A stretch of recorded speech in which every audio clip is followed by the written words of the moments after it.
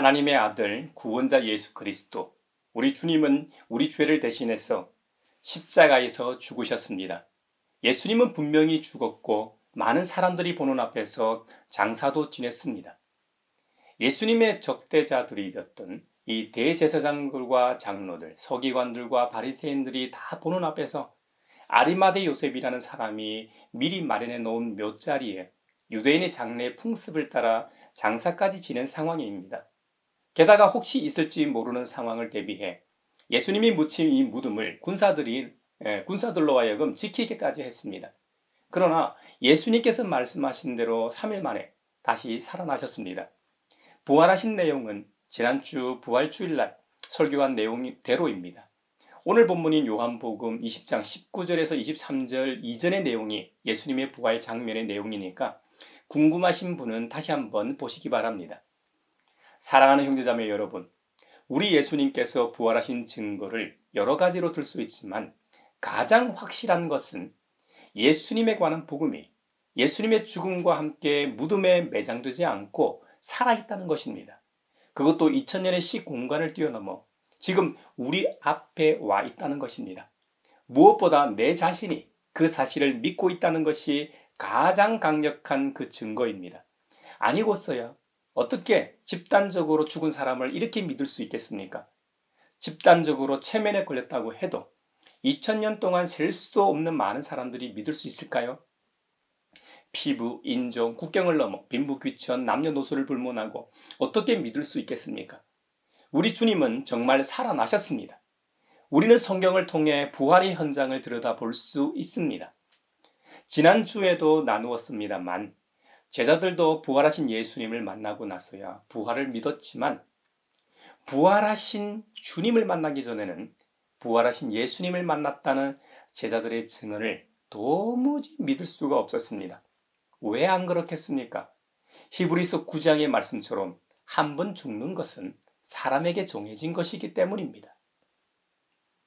여러분, 사람은 태어나면 반드시 죽게 돼 있다는 것이죠.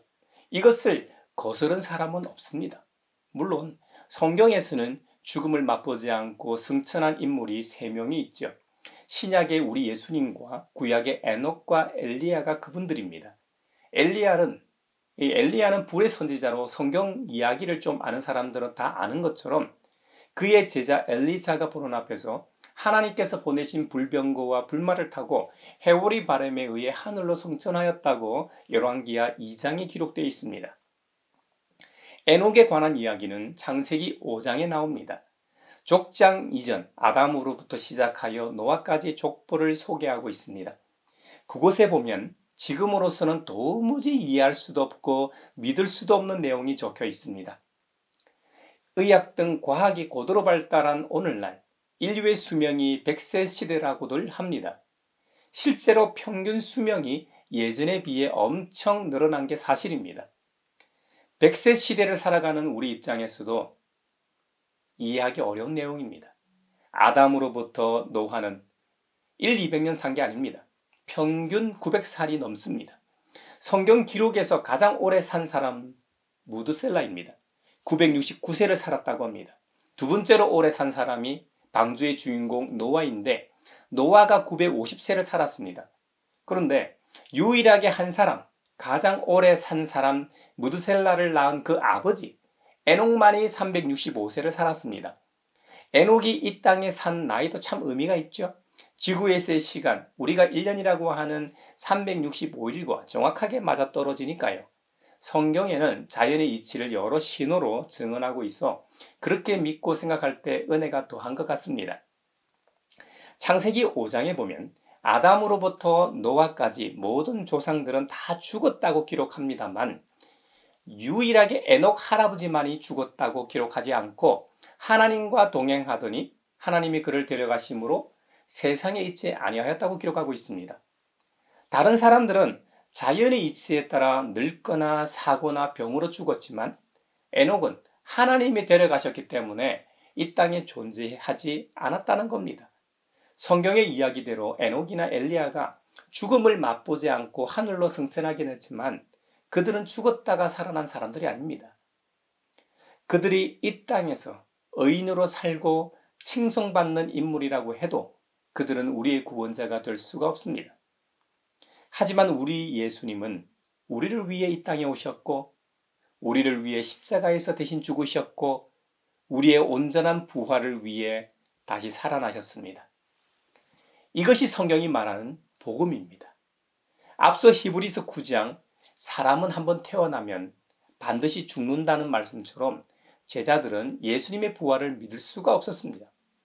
그들은 예수님의 죽음으로 인해 자신들도 죽을지 모른다는 두려움과 공포 때문에 꼭꼭 숨어서 모든 문을 닫아 걸고 있었습니다. 바로 그때 그들 가운데로 예수님께서 들어오셔서 서셨습니다. 그들이 얼마나 놀랐을까요? 모든 문은 분명히 단단히 잠겨 있는데 어떻게 들어오실 수가 있을까요? 예수님께서 어떤 방식으로 제자들에게 나타나셨는지 우리로서는 알 도리가 없습니다. 예수님께서 영으로 존재하셨기 때문에 문이나 벽과 같은 물질적인 방해물의 문제를 해결하시고 그들 앞에 나타나셨는지 우리로서는 알 수가 없습니다. 하지만 분명한 것은 예수님 스스로 자신을 영으로 보는 것에 대해 누가복음 24장 부활장에서 강력하게 부인하고 계십니다. 예수님께서 11명의 사도들이 보는 이 제자 공동체에 나타나셨을 때 그들은 놀라고 무서워했다고 했습니다. 의사 누가는 자신들이 유령을 보고 있는 줄로 생각하였다고 기록하고 있습니다. 이에 예수님께서 뭐라고 말씀하신 줄 아십니까?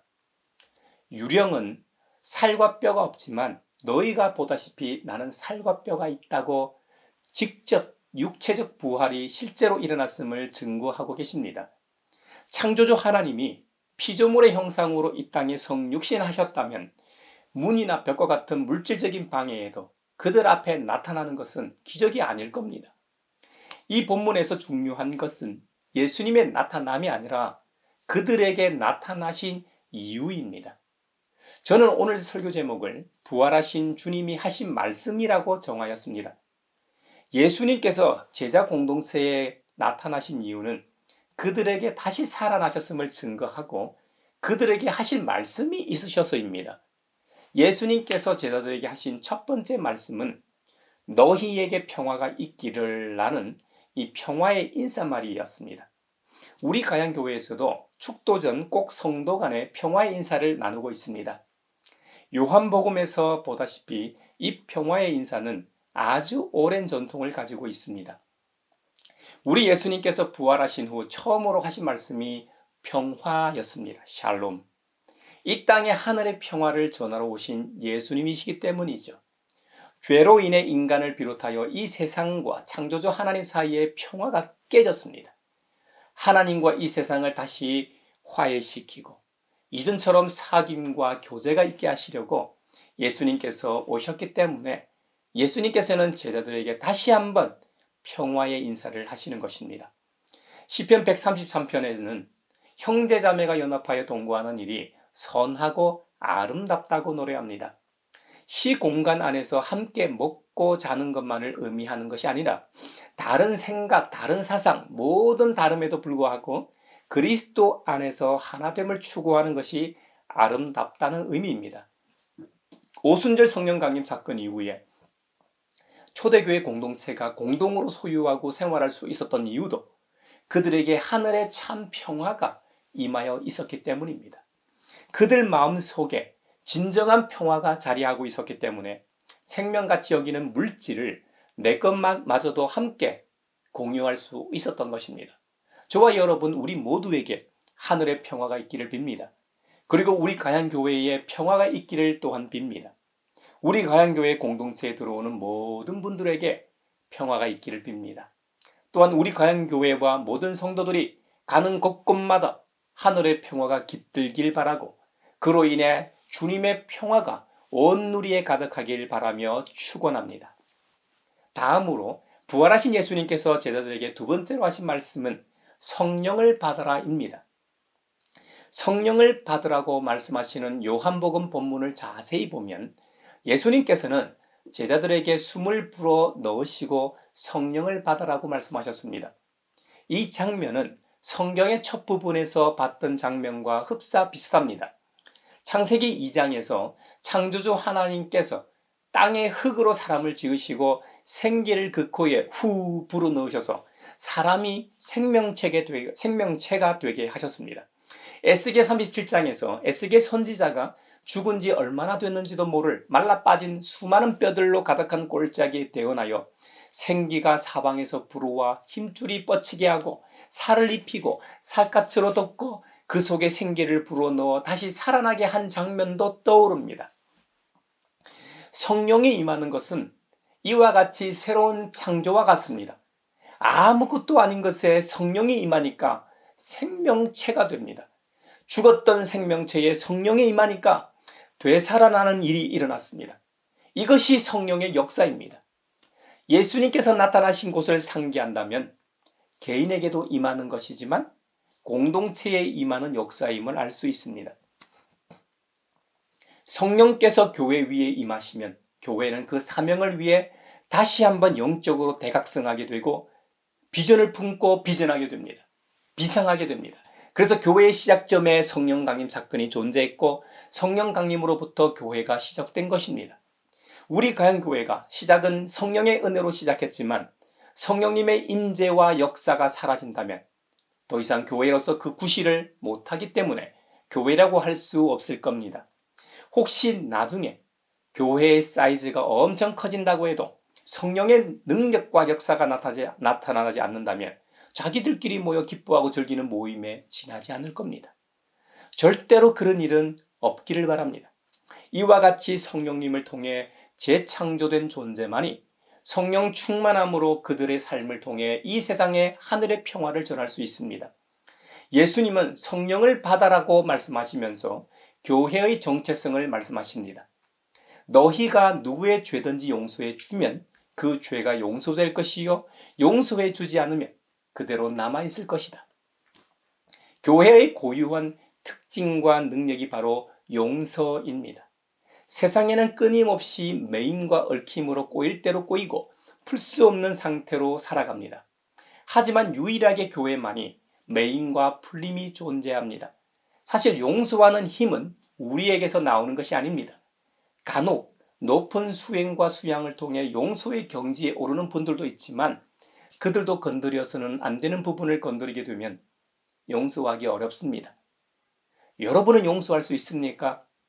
누구의 죄든지 용서해 주면 그 죄가 용서될 것이요 용서해 주지 않으면 그대로 남아 있을 것이다 라고 말씀하신 이 일을 여러분은 감당할 수 있는 인물입니까?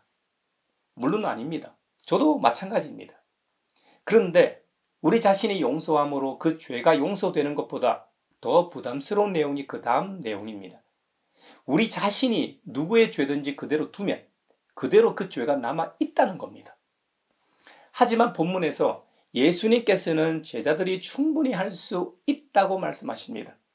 이런 일이 일어나도록 한번 진지하게 생각해 보겠느냐가 아닙니다. 주님은 우리의 생각을 묻거나 권면하시지 않습니다. 예수님은 이 일에 대해 명령하십니다. 제자들은 가서 그대로 해야 하는 사명이 생겼습니다. 유대인에게 있어 용서라는 것은 오직 하나님만 죄를 용서하실 수 있는 것이었습니다. 이런 이유로 제자들은 끝까지 예수님의 명령을 거부할 수도 있었습니다. 하나님께서는 죄를 용서하시되 예수님의 첫 제자 공동체를 통해서 하시기 원하십니다. 실제로 그렇게 세상과 화해하십니다. 제자들이 가는 곳곳마다 이런 일이 일어났고 결국 예수님처럼 사도들도 순교의 피를 흘려 교회의 씨앗이 되었습니다. 사도들은 복음을 전하다 자신들을 핍박하는 수많은 사람들과 사회를 용서했습니다. 그들의 용서함을 통해 하나님께서 일하셨습니다. 겁 많고 비겁하고 치졸한 제자들이 순교의 자리까지 갈 수 있었던 근거는 예수님께서 받으라고 하신 성령님 때문입니다. 사실 제자들은 겁만증이 매우 심한 족속이었습니다. 그들의 조상들도 출애굽 때 수많은 기적과 역사 가운데서도 조금만 시간과 장소가 바뀌면 까맣게 잊고 이집트의 노예로 돌아가려고 했습니다. 제자들도 역시 마찬가지였습니다. 베드로를 비롯한 사도들도 살아계신 하나님과 함께 3년 동안이나 동고동락 동행했지만 그분을 잘 몰랐고 십자가에서 돌아가셨을 때는 잊고 일상으로 돌아가 물고기나 잡았던 인물들입니다. 하지만 그들이 성령을 받으라고 하신 주님의 말씀에 따라 성령을 받고 나니 이전 일들이 생각났습니다. 요한일서 1장에 보면 사도 요한은 이렇게 증언합니다. 이 글은 생명의 말씀에 관한 것입니다. 이 생명의 말씀은 태초부터 계신 것이요, 우리가 들은 것이요, 우리가 눈으로 본 것이요, 우리가 지켜본 것이요, 우리가 손으로 만져본 것입니다. 이 생명이 나타나셨습니다. 우리는 그것을 보았습니다. 그래서 우리는 이 영원한 생명을 여러분에게 증언하고 선포합니다. 할렐루야. 실제로 사도들은 보고 듣고 만져보기까지 했습니다. 그 생명에 관해 증언하고 선포하는 것이죠. 의심 많았던 도마의 경우 주님의 부활을 믿지 않았습니다. 부활하신 예수님께서 도마에게 직접 만져보고 의심하지 말고 믿는 자가 되라고까지 하시지 않았습니까? 도마는 우리 일반적인 사람들을 대표합니다. 당시 대부분의 사람들이 예수님의 부활을 믿지 않았기 때문이죠. 사도들을 비롯하여 초대교회 성도들은 오순절날 성령 강림 사건을 통해 성령을 받았습니다. 그 이후부터 자신들도 놀랄 일들이 초대교회에 일어났던 것입니다. 마치 예수님께서 자신들 곁에서 살아계신 것처럼 모두들 작은 예수가 되어 말하고 행동했습니다. 세상 사람들과는 다르게 제자 공동체에만 새로운 영적 경험을 독점하기 위한 것이 아닙니다. 물론 그런 경험을 충분히 경험했겠지만 그것이 목적이 아닙니다. 세상과 자신들은 다르다는 선민의식이 있는 것도 아닙니다. 오히려 세상에 하나님의 사랑과 예수님의 복음의 능력을 전해야 하는 소명과 사명의식이 강력하게 있었을 겁니다. 예수님을 모델로 풍성하고 온전한 경건과 헌신의 삶을 살도록 부름을 받았다는 말입니다. 특히 예수님의 용서의 능력을 그들이 살아냈던 것입니다. 이 일을 위해 예수님께서 부활하신 후 제자들에게 나타나셨고 평화의 인사를 건네시며 아버지께서 나를 보내신 것 같이 나도 너희를 세상으로 보낸다고 말씀하셨던 겁니다. 죽기까지 사랑하신 예수님의 사랑 앞에 서면 용서하지 못할 일이 없습니다. 그리스도인들의 용서의 능력은 예수님에게서 나오고 그 예수님의 용서의 능력은 성령님을 통해 우리에게 임하게 됩니다. 특히 교회를 통해 그 능력이 나타나게 주님께서 제자 공동체에게 나타나신 것입니다.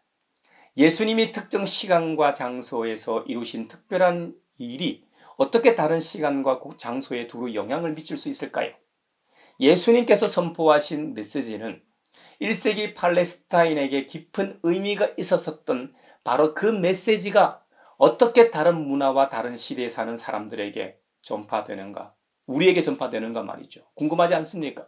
그들은 하나님 나라에 대해 생각해 보지 못했고 하나님 나라가 무엇인지 알지 못하고 메시아를 기다리지도 않았고 세상을 그런 식으로 바라본 적도 없는데 말입니다.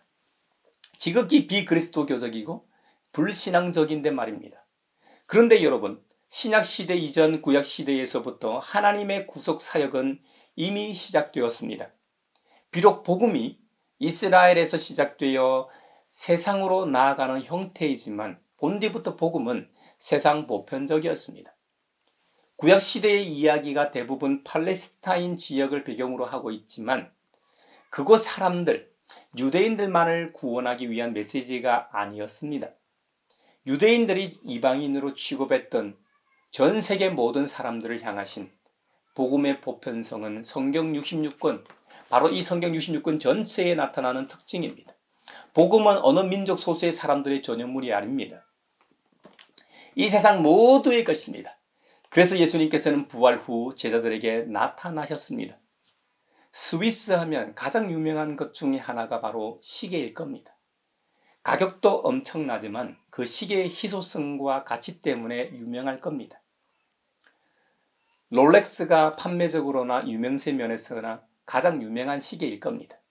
하지만 최고의 명품 시계에는 명함도 못 내밀 정도로 최고의 시계들이 따로 있더라고요. 손흥민 선수가 차고 다니는 파텍 필립이라는 시계 브랜드가 있는데 세계 3대 명품 시계 중에서도 가장 손꼽히는 시계라고 합니다. 거의 수작업으로 진행되는 제작 과정이라 시계 하나를 제작하는데도 꽤나 시간이 걸린다고 합니다. 시계 제작자가 훌륭한 시계를 설계하고 제작해서 그 유명하고 가치 있는 시계를 당신한테 선물로 줬다고 생각해 보십시오. 하지만 이 시계는 수동이라 간혹 이 시계 태엽을 돌려야만 합니다. 이제 그 시계의 주인인 당신은 정확한 시간을 맞추고 계속 태엽을 감아 주어야만 합니다.